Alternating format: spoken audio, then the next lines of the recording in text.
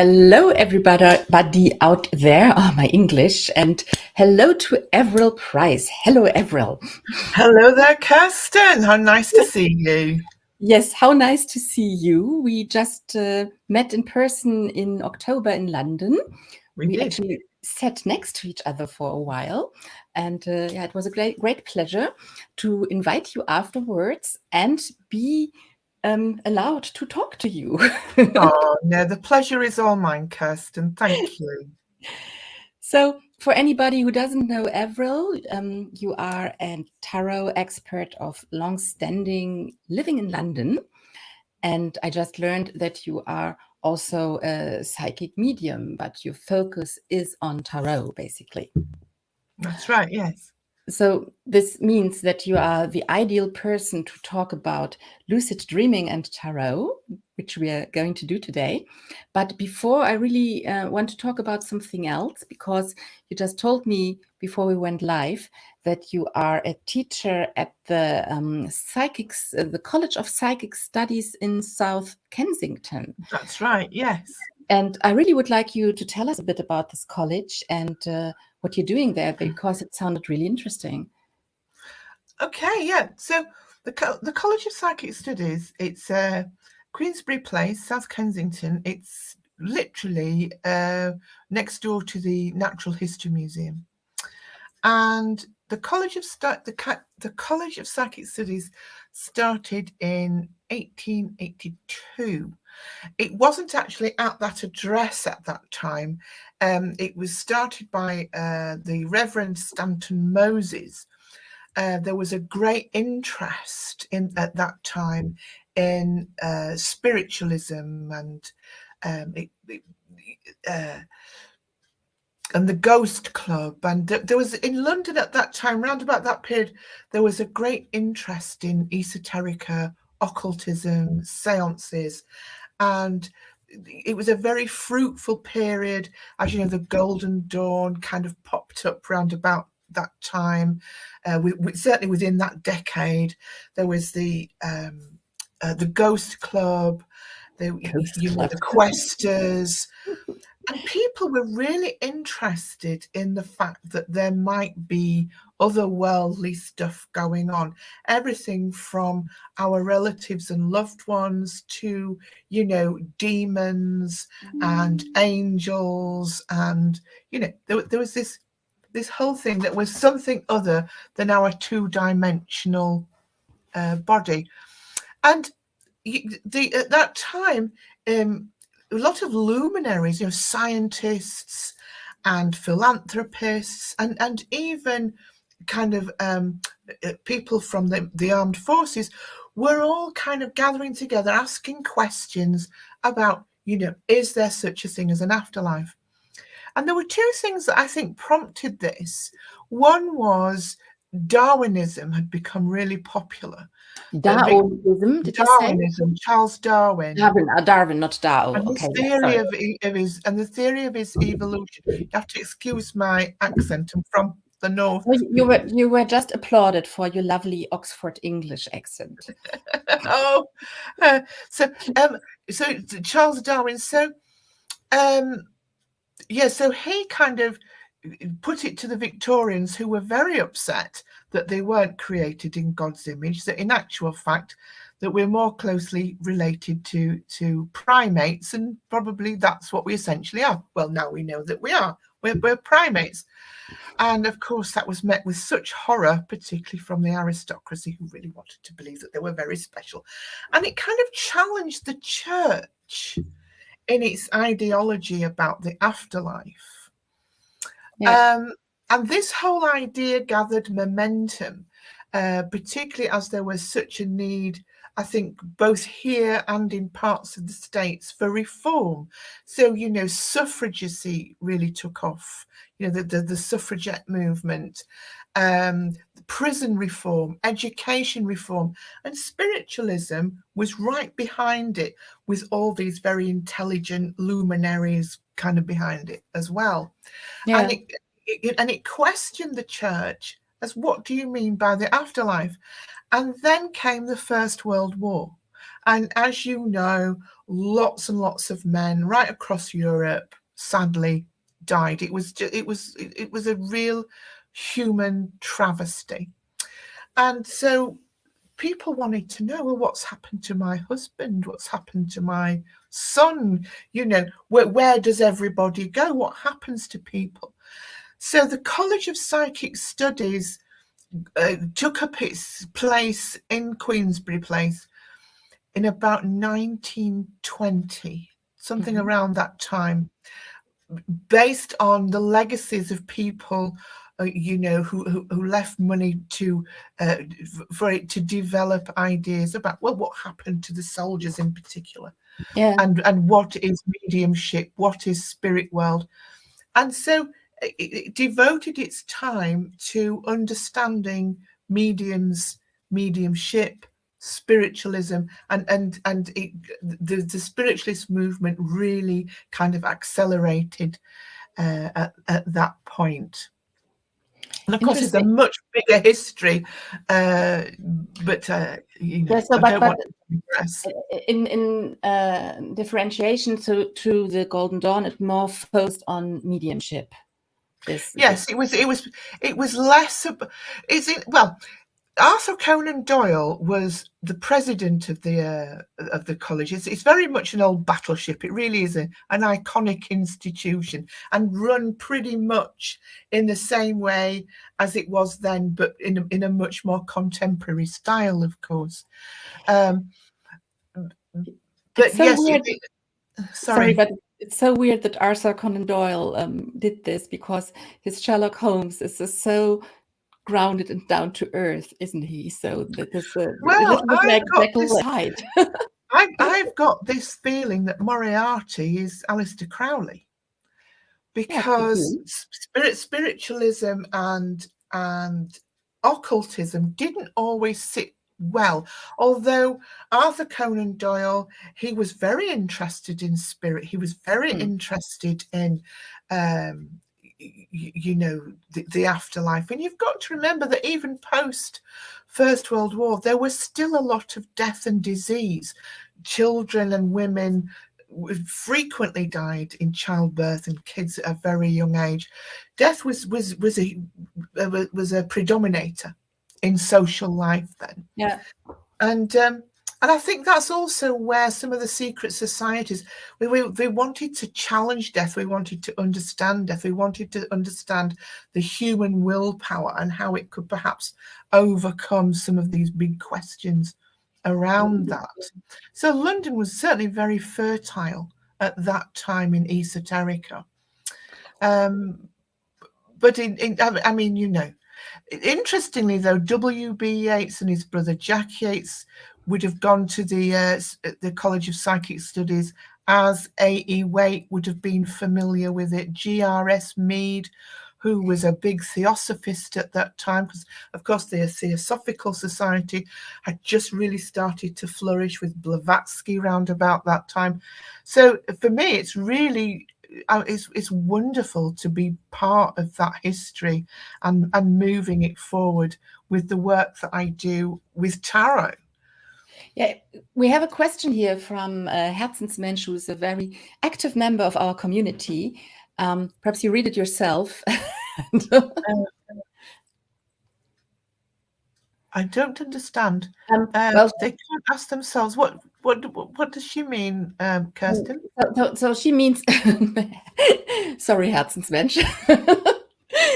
She means that they couldn't find answers in themselves about their dead sons or dead husbands. So they went and tried to get answers from the spirits. And is this how tarot got a kick, basically? No, the two are quite separate. I understand what you mean now. Yeah. So seance and mediumship were very much part of a cultural pastime among certain classes at that time. Queen Victoria herself was very interested in seances. And this is where women came into there. And there were some very good male mediumships. I can think of Daniel Douglas Home, for example, who was very famous at that time, who was, we had what they call physical mediumship, where they could produce the voice or the ectoplasm of the deceased person. But there was still a lot of fear and skepticism about the afterlife. It was still an unknown territory. So you had mediums who were literally that. They stood in the middle between the seeker and the spirit person, and would you would be able to have a conversation of sorts with your loved one in the spirit world.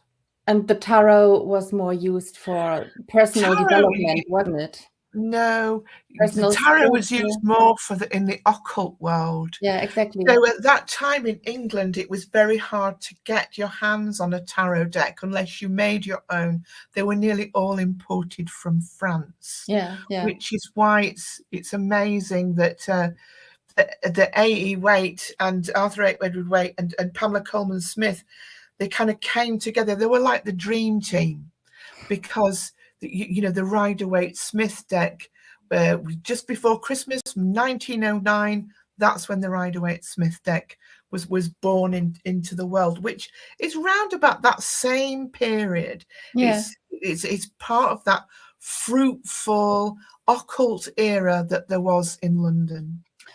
And what is happening now at this college? Obviously, Arthur Conan Doyle is there no more unless he comes there to visit as a spirit. He's there as part of our invisible guardians. Nothing gets past our Arthur. No, it's a very vivid, thriving. It's iconic, the college, actually. So I run 3 courses every term. We have terms which last about 10 weeks. So we're just coming to the end of the autumn term. We have a break for Christmas. We start again January and February. So I run beginners, intermediate and advanced tarot. And then if you like, you can go on and do a tarot professional diploma with me. So, and I've been doing that for a number of years, and we've got a really thriving tarot community at the college. I originally started psychic mediumship classes there, but tarot was my first love since I was a very young girl. But my skills were also in psychic development. And we do have some very good mediums and psychic development consultants and teachers at the college. There's the crystals, astrology, shamanism. You have to go to the website and have a look for yourself. There's a lot of really good stuff going on. I will put this college into the show notes, and as we agreed on, next time I'm in London, you show me around. I can't wait to show you. I'm really proud to be part of its heritage. I've been there a very long time.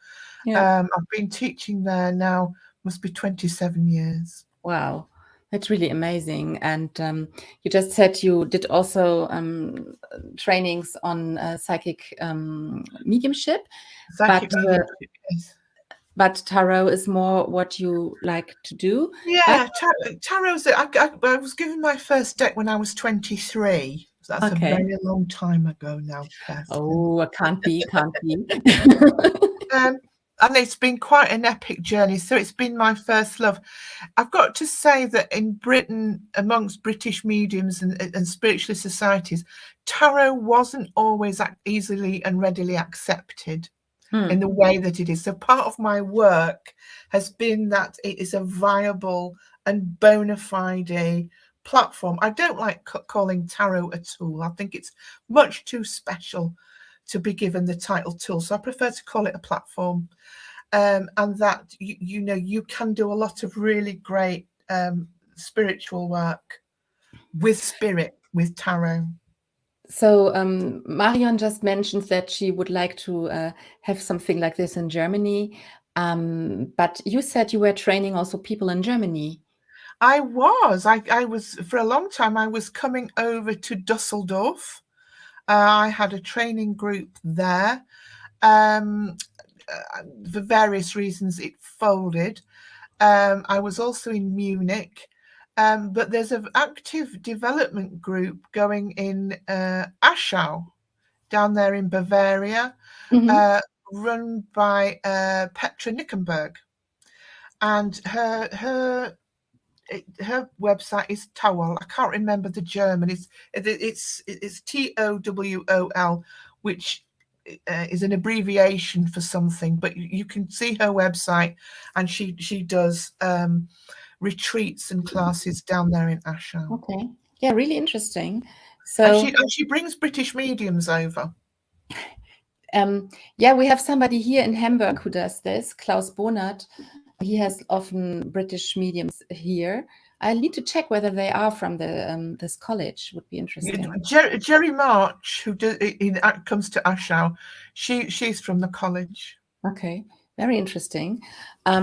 Yeah, so as I said, we will look at this. There was a question about how you can get a diploma. So what does it entail to get a diploma? So my courses are all online, so you don't have to be in London to study with me.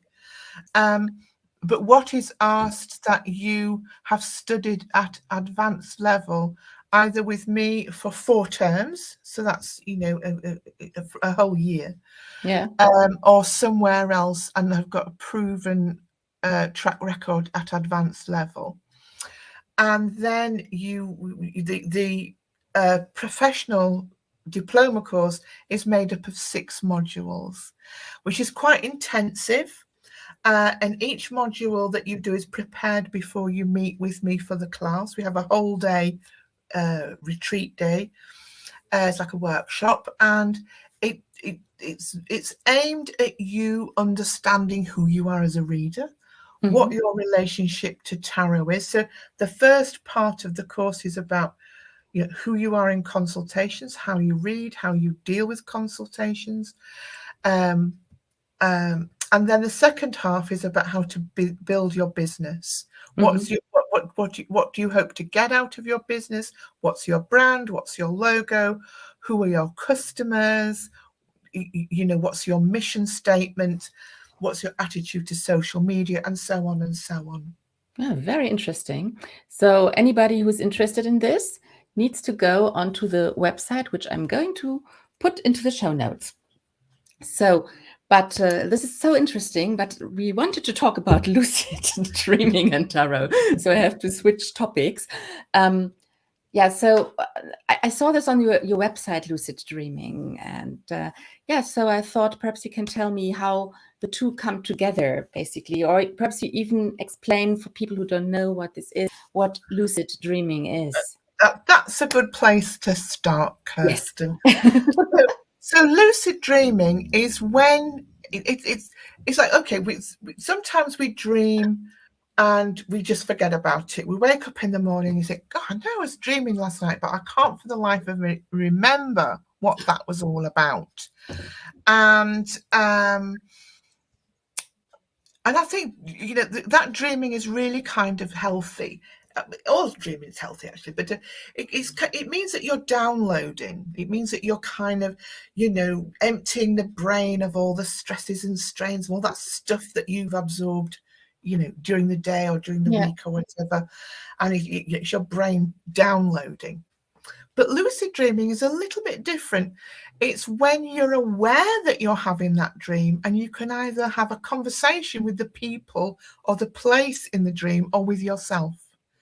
So you can have an internal dialogue with it at the same time as the dream's going on. That's lucid dreaming. So it's when you're aware that you're dreaming, you're aware of being in this dream, and that it's almost like an unfolding story. Wow. And you can remember everything afterwards? For the most part, yes. Although I do suggest that it's good to have a pen and paper or a notebook by the side of your bed, so that you can kind of just write the dream down as soon as you wake up, even if you just use bullet points or keywords, just so that you remember it. Because these dreams are really, I have found lucid dreaming to be really helpful You get to understand yourself. It's very healing. And indeed, sometimes spirit come to talk to us in our dreams. And the more that we're aware of that, the more it's beneficial to us on a whole level. I am very bad with dreaming. I don't remember any dreams. The older I get, the better it works, but I'm just really awful with it. So I'm wondering, when you want to do lucid dreaming, do you go to sleep with an intention, or is it just happening because you need it, or how does it work? It's a good question. So there's several positions to this answer. So I found that lucid dream happens for people in general when they're about to go through a transformational phase in their life. Mm-hmm. And the lucid dreaming can help you on that kind of passage. You know, it's like one door closes, another one opens, but the hallways are a bitch. So it's the lucid dreaming helps you between these opening and closing doors to understand what that transformation might mean to you, because transformation means moving from one state of being into another. Yes. And on some level, we're kind of aware that this transformation is happening, but we feel a bit lost. We feel a bit, you know, oh, I don't know what's going on, because we have to surrender to it. We have to let go of things. We have to give things up. Humans are not good at letting go. So I found that the dreaming on a deep level allows us to kind of go through that transformational shift. And of course, the lucid dreaming, as with most dreams, are very symbolic. And as you probably know, being a tarot reader yourself, that symbols have the power to be a catalyst for energy, and you know, that energetic movement within, because you know they deploy the imagination, and the imagination allows us to have an internal spiritual event with ourselves. So that's essentially what lucid dreaming is about. We're having an event with ourselves. Yeah. So and then afterwards you can draw the tarot cards and get a deeper meaning of what that might mean to you. Exactly. So we're going to do this in a second, but there actually are some questions you need to answer. Sure. So one is from Marion, and she says that she woke up with the excitement because she had this lucid dream, and she wonders whether you have any advice for staying asleep. Well, unfortunately, no. I mean, sometimes it's like that. The energy of the dream can really lift the adrenaline and you find yourself awake. But I find that it's just deep breath, close your eyes and go back into it. I think the secret is not to analyze it at that point. It's just to recognize it, thinking, wow, this is something's going on inside, and just slip back into the sleep. And can you influence the lucid dreams, or are you just sitting there like a protagonist in a movie? That's another good question. I found for the most part, the dream's going to happen. It's going to reveal itself of what needs to be revealed, but you can kind of interact with it. Yeah. You know, it's a bit like one of those electronic games.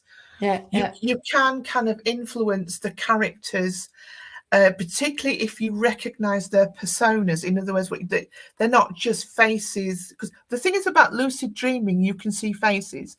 In normal dreaming, it's hard to see a face and so on, but with lucid dreaming, you actually do get to see the face, and they might not be who the person that they're supposed to resemble, but you can get a sense of their personality. Mm-hmm. So by interfacing with that personality, you can be more interactive in the dream. Okay. And Charlie wants to know, or he says that he often dreams about people and places that I definitely haven't seen before, and he wonders what this might be good for. I think it's very important to remember that everything we dream about is about self. Everything in the dream is ourselves, be it a tree, a stone, an animal, a person. They are a direct aspect of who we are. So, you know, I think the thing to do is that if you're dreaming about a place in that lucid dream, that place, be it a building or a woodland or whatever, it's mirroring how you're feeling about yourself. That building is you. So it's important to take note. What's your response to that? So you might see this building and you might think, oh, gosh, I wouldn't like to be standing on the top of that, for example. Or, you know, that's very high, that's very tall. What is it saying about you? What is it mirroring back to? The same with that woodland. What are your feelings about being in that wood? Mm-hmm. I mean, there is also this kind of afterthought that maybe these are dreams of a past life, perhaps, and and particularly if you kind of recognize them, but nevertheless, they're still part of your kind of memory, as it were, at this particular time.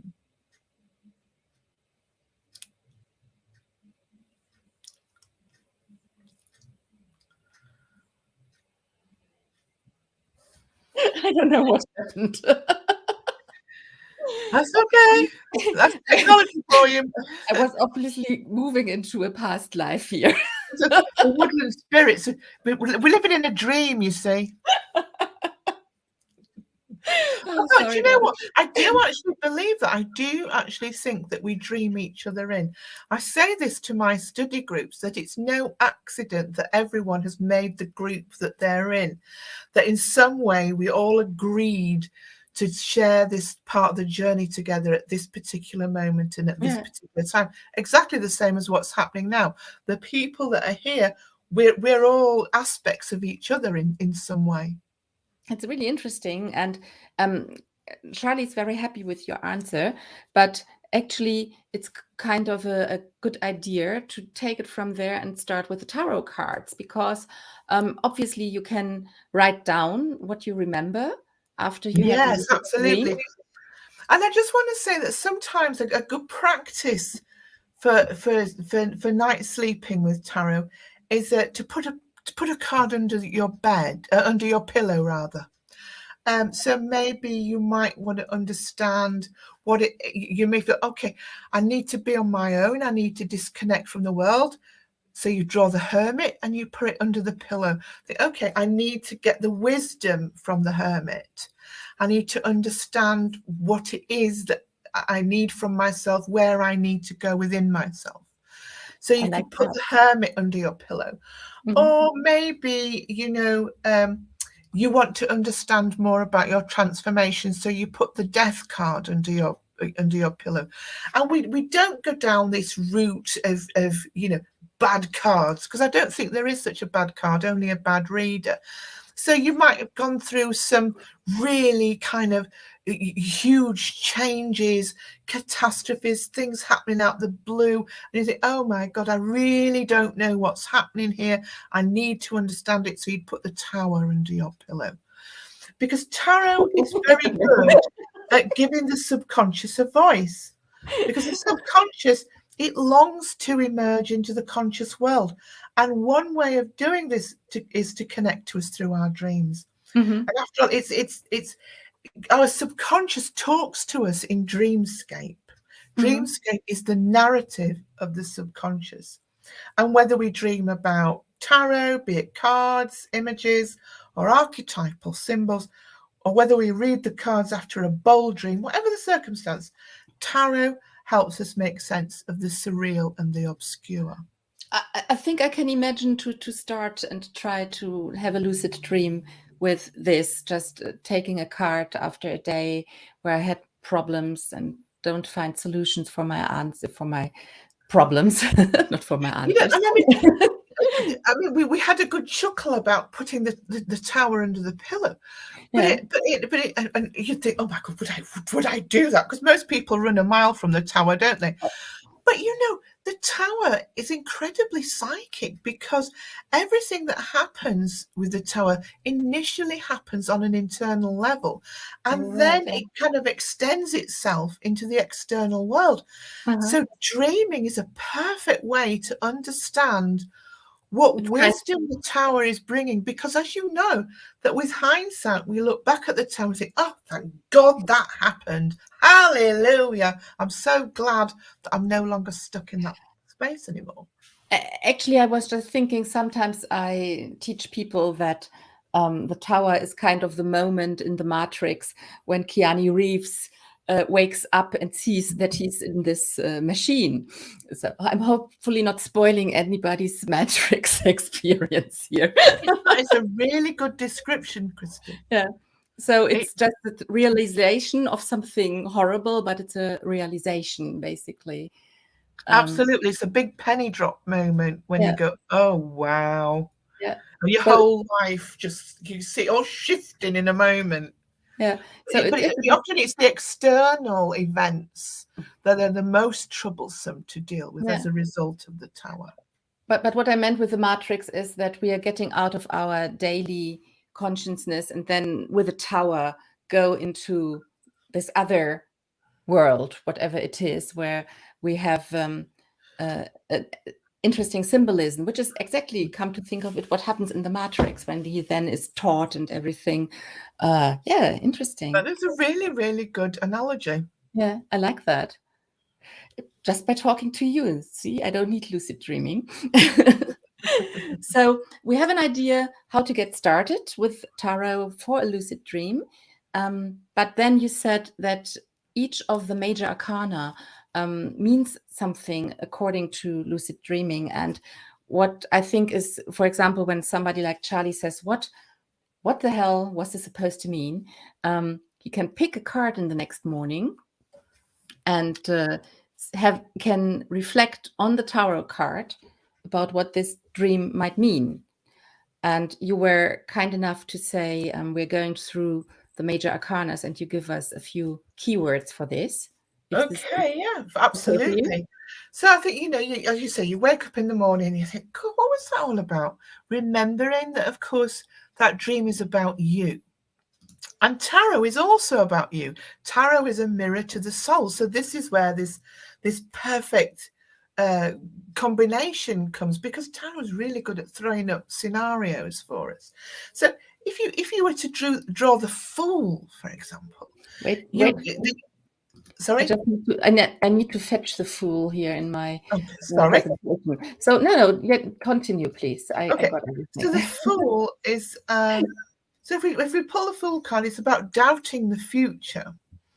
And it's also offering us insights into reincarnation. So this would pretty much sit with where Charlie was coming from when he was saying, oh, I really recognize my journey, because the Fool is about, the spirit being born into the physical world. And in his knapsack, he's bringing all the tools and skills with him that he's amassed from his previous lives, but he's also bringing his cellular memories of his reincarnation. So, and we can sometimes see those memories, in the astral world, in our dreaming. And it's also about being open to divine guidance and trust. And it can show that we're going through a bit of a psychological growth spurt. Yeah. So that's the Fool. So the Magician. The Magician then is about taking action on your own behalf. Your dream could be telling you that, it's about you feeling worthy to apply your own willpower. Don't stand back and let other people do it for you. Recognize your potential, and don't be so afraid of being deceived or trickery. Create some order out of that chaos. I need to switch over with the presentation, which is a bit of a pain, but I would like to do it in the right way. Just give me a sec.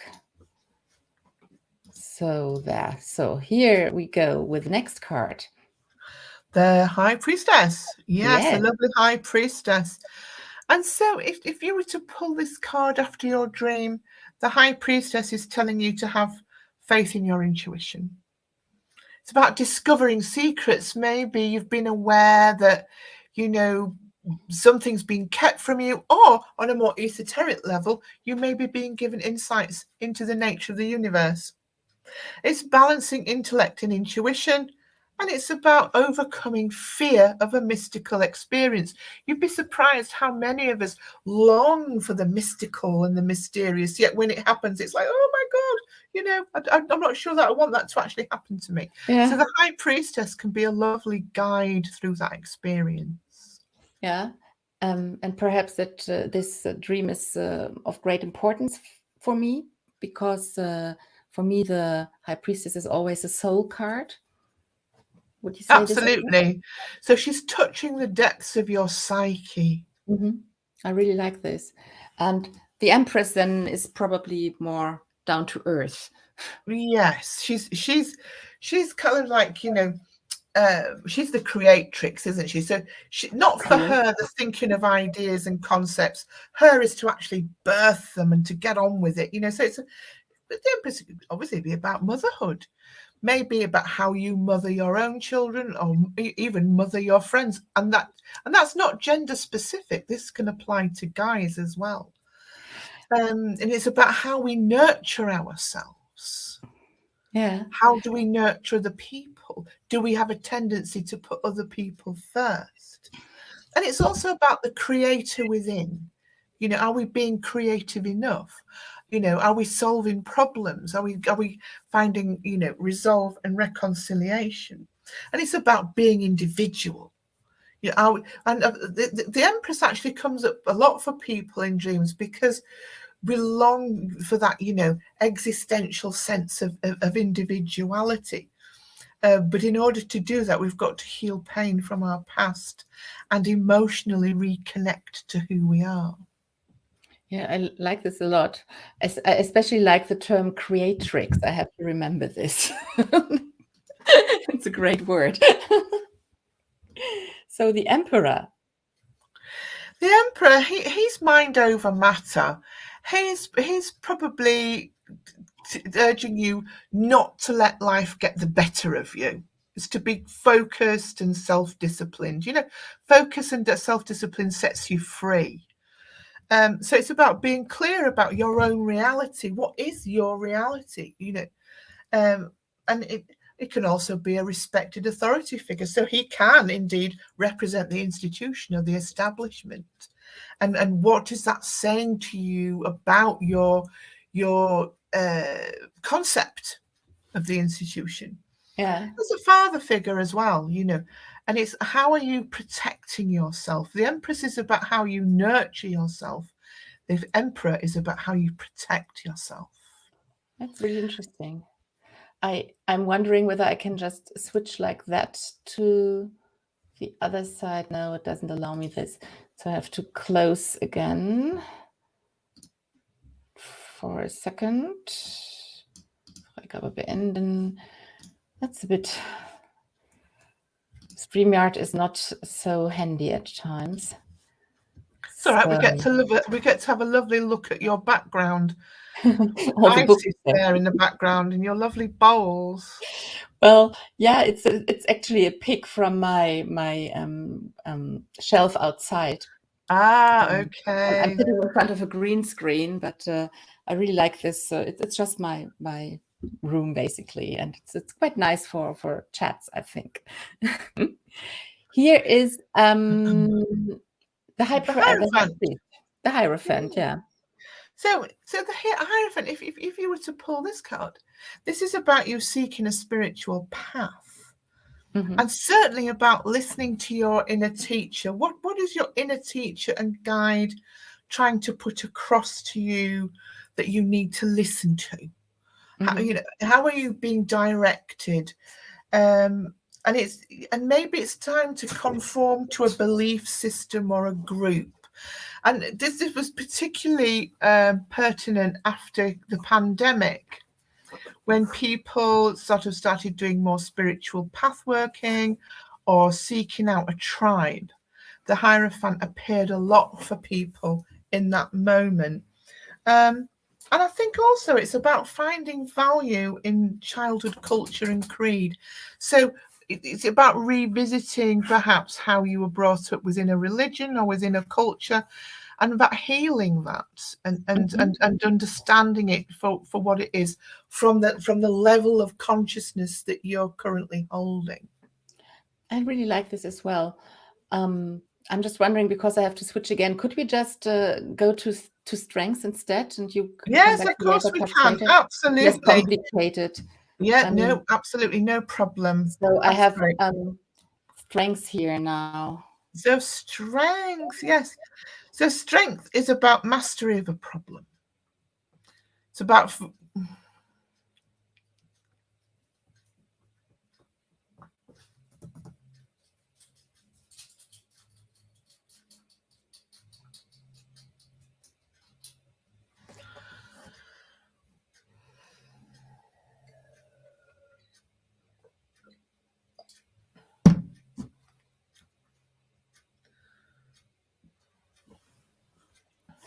I'm so sorry, Avril. Obviously, I'm supposed to master problems today. no, that's absolutely fine. As long as you're all right and everybody else is. Yeah, and we're still live here. Okay. Yes. So please let's. So strength, yes. Strength, yeah. Strength is about mastery of a problem. It's about forgiveness and compassion, having courage, strength and discipline, self-healing. And it's also about harnessing your passion. It can maybe telling you that your passion is getting the better of you. And that you know what it's like, if you get all excited and all enthusiastic, we can end up getting burned. So the strength card can ask you to really channel your passion into something productive and worthwhile. Yeah, very interesting. A bit like the Empress, but on another level, I think. Yes, very much so. Interesting. And it was interesting with the strength card that if you have a look at the death card in the Rider-Waite-Smith deck, yeah, you'll on the other see her down in the bottom in the corner. There's the lady from strength. Yeah. So we're going to see her in a minute, but now we have the Wheel of Fortune. The Wheel of Fortune. So, this is about new chapters, and a new chapter begins. Or maybe you're worried about cause and effect. Maybe you're thinking, oh, I've done such and such, and is this going to happen? And what is the dream relaying to you about karmic issues in your life? And it built into that is about accepting change. And don't be worried about missing the bigger picture. Yeah. It's about being a master of your destiny, but allow fate and circumstance to help you as opposed to hinder you. Yeah, really good. I like this. So this must be a very lucid dream card, I think, the Temperance card. Temperance. You see, I think it comes up a lot for when we're dreaming, because it goes back to this whole thing about when we're in crisis we tend to dream a lot, or when we're going through transformation we tend to dream a lot. And temperance is very much showing us that, what, things are out of sync, things are out of balance, things could be more harmonious. And it really is an alchemical card, because the one foot in the water is the watery aspect of alchemy, and the foot on the land is sulfur. And when sulfur and water don't mix readily together, and so it's showing that you're doing things in your life that are not blending very well.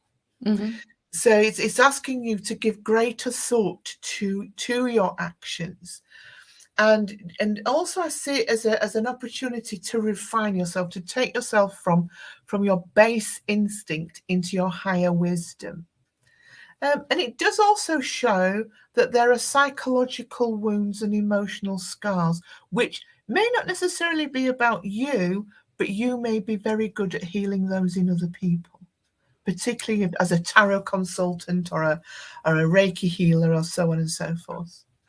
I haven't looked at the Temperance card like that before. I really like this. This also mixing things which don't come together well. It's interesting. Need to think about this. Thank you. Well, when do we dream about, or what can the devil tell us? Well, I think The devil. Well, the devil is us. The devil is our ego, isn't it? The devil is the shadow of the magician. It's, when we're using our willpower not for the greater good, but for the shadow of self. And as you know, shadow is light waiting to be illuminated. So when we pull the devil, he's liberating us from the shadow. He's kind of saying, look, now you've got a deeper understanding of your own fears, anxieties, the illusions that have ruled your life. Now you can set yourself free. And it's about learning to love yourself. Maybe it's time to express your sexuality and joy. Maybe you see sex as not joyful, but as something that's a bit, either embarrassing or something that you've been ashamed of. But instead he's saying, look, let's rejoice in who and what we are. It could be that we're being too serious about life, but it's also about confronting our own negative reality and liberating ourselves. So it's about repression a lot. Absolutely. Yeah. Okay. Yeah, I can relate to this. And judgment. Judgment. Here we are. So yeah, judgment is about making amends, reaping what has been sown, a spiritual awakening. I do see judgment very much about spiritual awakening. It's the Phoenix card, the card of resurrection and rebirth, where from old pain comes new life, where we're given another opportunity to see life anew from a new and deeper spiritual and meaningful perspective. And what I like about the judgment card is it's saying to you, what do you want? And you might have had a glimpse of what you really want in your dream, but you find it hard to externalize it, because a lot of people can't always externalize what goes on at a deep level. The judgment card can help you do that, because it's showing you that life wants to give you something. Life wants you to have the best life yet, but it can't do it until you know what you want. So this card's saying, look, what do you really want? So it's about clearing the slate and having an honest self-appraisal. Yeah, I like that. Redemption. I have a question from Herzensmensch, and she wants to know whether you dream often, and do you dream about tarot cards actually? Good question. Yes, I do occasionally dream about tarot cards. I have something called sleep apnea. Now, sleep apnea is where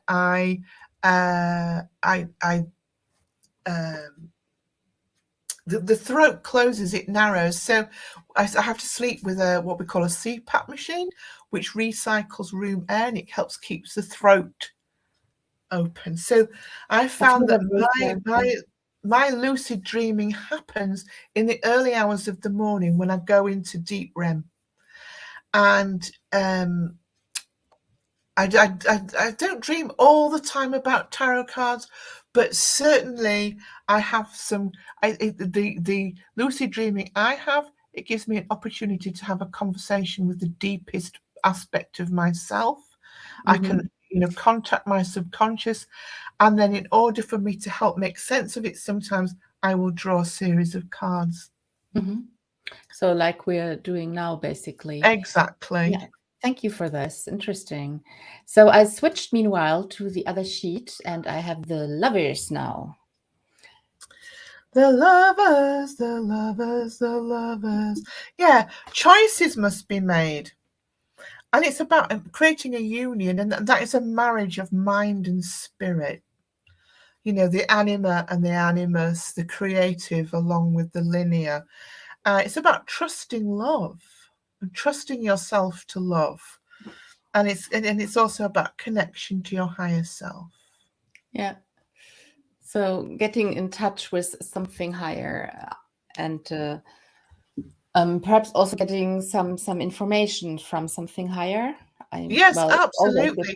And it's nearly always on a creative level. In other words, what do you want to create from yourself that expresses your vision of your highest self, your highest wisdom.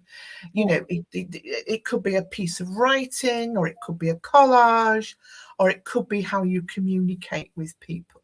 Yeah. Then we have the Chariot. The Chariot is sacred activism. It's strength and authority coming from within. It's about solving a problem, and it's a triumph through effort. I like this as well. Strength from within. Yeah, interesting. Well, we need that, don't we? We need that strength from within, because the thing is about the Chariot, we end up being pulled around in all these different directions, and we know that we've got to aim our willpower. And I often see the will as an arrow from a bow. Yeah. You know, we fire that arrow, but without a target, without something somewhere to land, it's just that arrow twirling around in space.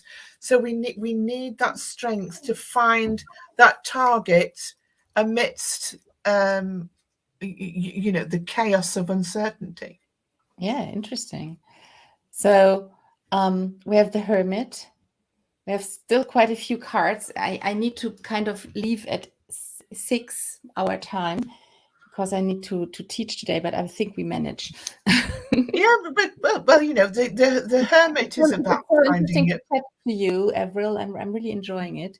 So the Hermit, you already mentioned the Hermit is when to put him under the pillow, but what it's for dreaming. So it's about accepting the natural rhythm of life, and seeking solitude, finding inner strength again, and receiving wisdom. And I think that's what's most interesting about the Hermit, is that often we have issues around giving and receiving. We think, oh, we're going to give, we can give, we're a good giver, yes, but do we actually receive?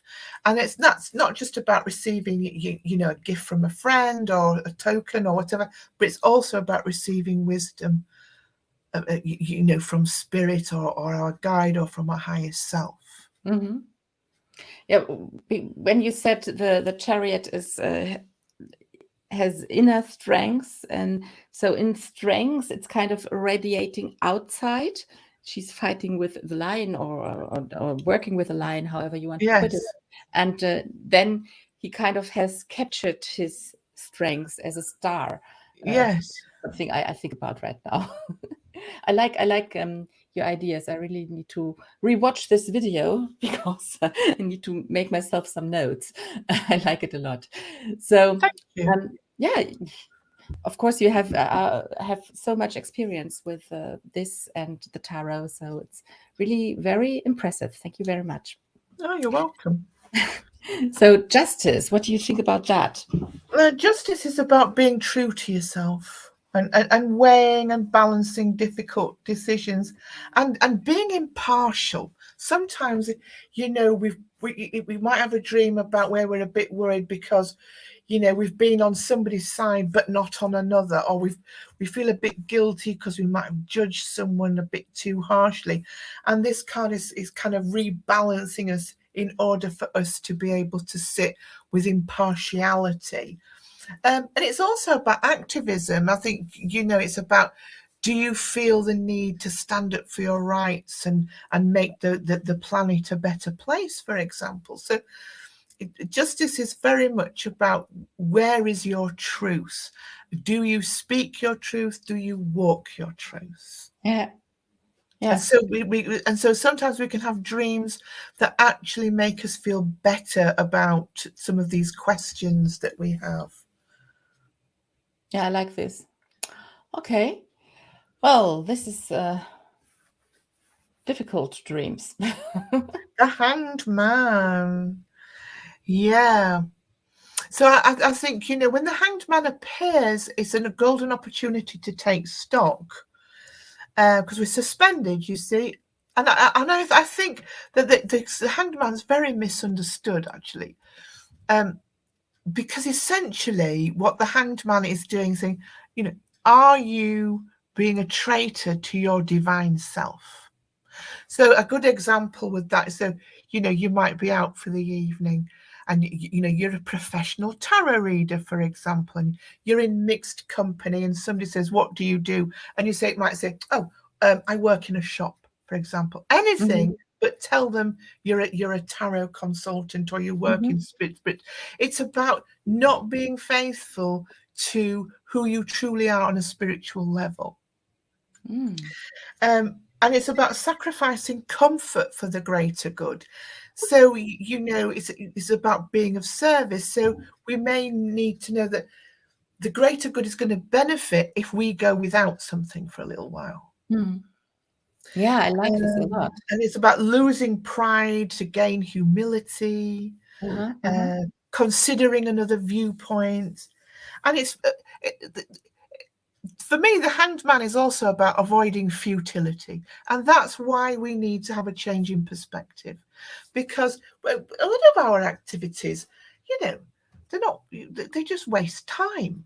I often think that, I watch a television program or a film that takes 2 hours and I think, that's 2 hours gone, I'll never get back. That's true now. I might be involved in a project and it's not really going anywhere, or my heart's not in it. It's about futility. And I find tarot warns us about wasting energy a lot.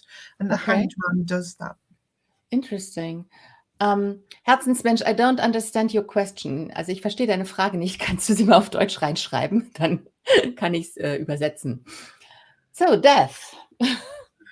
Yeah, so here we have in the corner, look, you'll see this little figure with this is the lady we have in strength.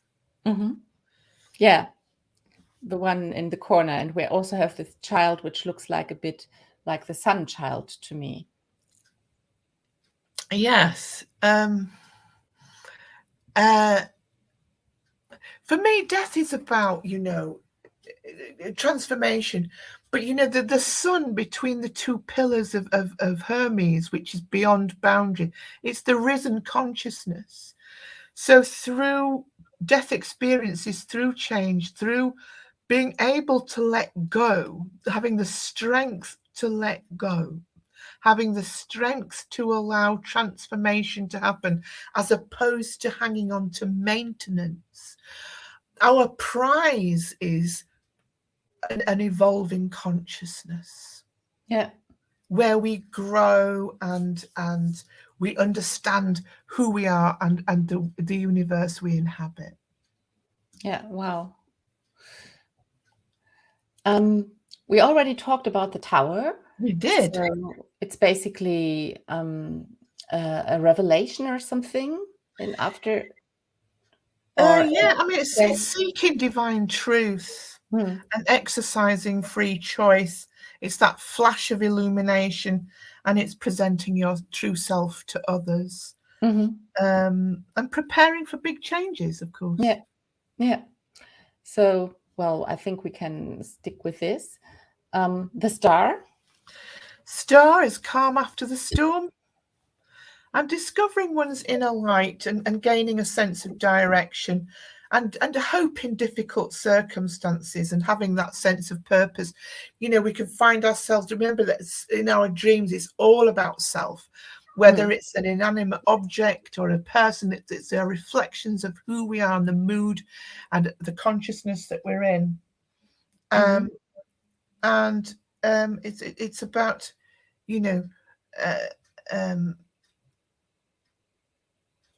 having hope to overcome the difficulties and that sense of purpose. It's a very much an existential card. Again, it's finding balance between this in our own personal alchemy. Yeah, I really like this. It's interesting. So we still have the moon. Oh, that's being open to information from dreams. I think, if you want to have a good dream, put the moon under your pillow. Yeah, it's a dream card, isn't it? It's the dream card, yeah. And it's about recognizing the cycles of life, intuitive guidance, spirit visitors, trusting your emotions and feelings. And it's also another card about motherhood. Maybe it shows a desire to mother or be mothered. Yeah. I really, I mean, everybody out there, I'm sure after you went with Avril through this, you can think up your own answers as well, because obviously tarot is so broad, and it will always tell you something specific about your dreams. But I really like what Avril tells us here in general. So we have 2 cards to go. And then there is one more question from Herzensmensch, but perhaps we just finish this here. The sun. The sun. So the sun is your ego. It's the card of the ego, and it's not about the failing ego, but it's about the risen ego. It's about success and fruitfulness. And lucid dreaming, where you dream of the sun or pull the sun, it's asking you what are your feelings around success? Do you embrace success or do you run away from it? It's optimism and it's positive energy, it's joyful influences, and it's about mastery of the ego. And listening to the inner child. Yeah. And last but not least, the world. You know, this is the card of self-discovery. When we arrive at the world card, it's like we know ourselves in a very positive way. You know, we've done a lot of work on ourselves, so we're able to have a sense of inner peace and harmony. So it's about a completion of a cycle and the beginning of another, of course, but it's also about realizing one's goals. And on a more mundane level, it's maybe your spirit saying, look, we've got to get out of here, we've got to travel, we've got to expand our horizons, you know, and we've got to discover who we are in the world that we live in. Yeah. Perfect. I really like this. Wow.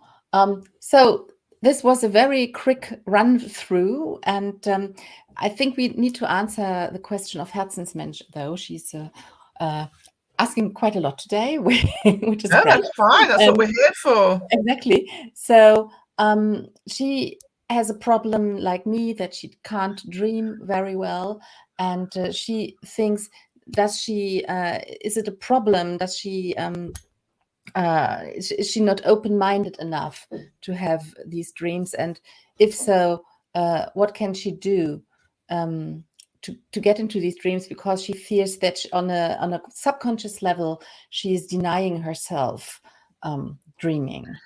I get a sense that she is dreaming, but she's not aware of it at the time.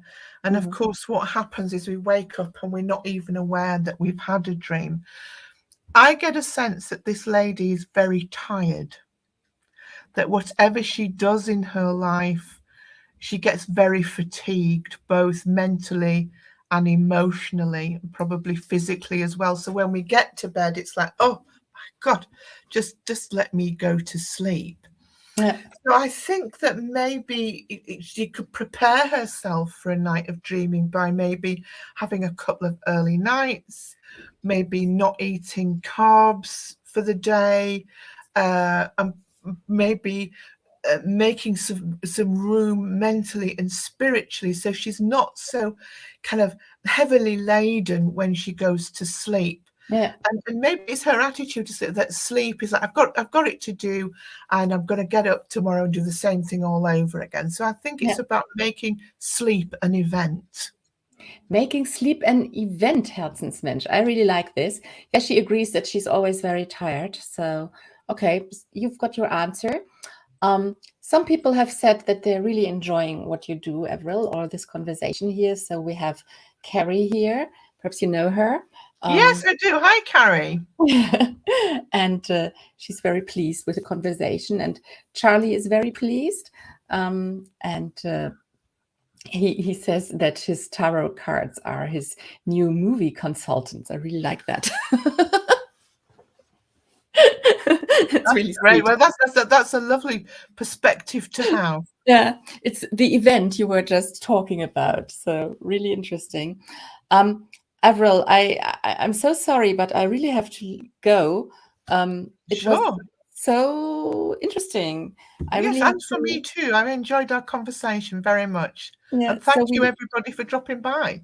And I need to tell you from Marion that she really likes your glasses. Thank you. Very cool. So that's the London chic, you know. Anyway, I definitely have to have you back. I'm going to Yes, see my you pleasure. next year in person, hopefully. And anybody who's in London, go and find out about the College of Psychic Studies. And of course, visit Avril on her webpage, like her Instagram account or wherever you are, and get in touch with her. Because you see, Absolutely. she's a very chatty person. So thanks again. And I'm going to say goodbye to everybody. The next talks here for the Tarot Association will be in December, and I'm also already preparing them. So bye, dear Avril. Bye, Bye-bye, everybody else. and thank you for having me. Bye-bye. Happy Christmas, Bye. everybody. Bye.